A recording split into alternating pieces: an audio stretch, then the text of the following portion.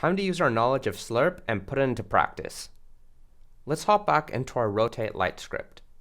Instead of using the rotate method, let's use Slerp to rotate our directional light 180 degrees over a fixed time interval. To do that, we need to define a start and end rotation. We'll use quaternions, which is a very convenient way to handle rotation calculations in VR.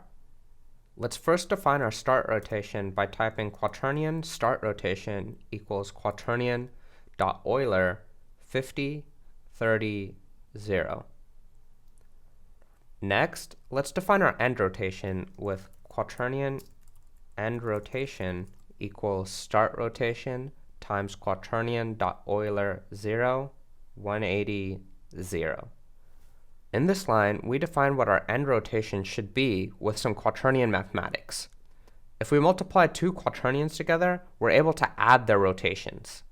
In this case, we're adding a rotation of 180 degrees in the y direction to our start rotation. If you want to learn more about quaternions, make sure to check out the Unity documentation on them. The last thing we need to do is provide the time parameter that Slerp requires.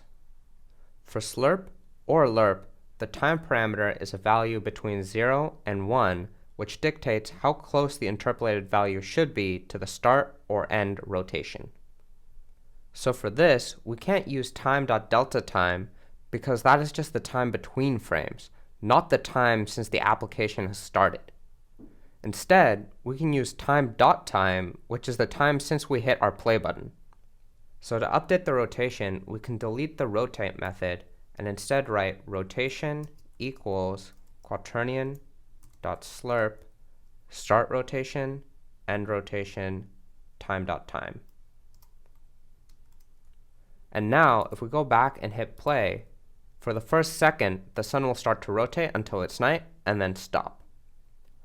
Note that the update method is still calling Slerp, but after time.time is greater than 1, Slerp outputs the end rotation, which is the night rotation we're seeing now.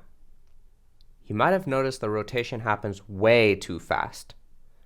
To solve that, we need to go back into the script and scale our time value by multiplying it or dividing it by some scalar value. Go ahead and play around with that value and find something that feels natural.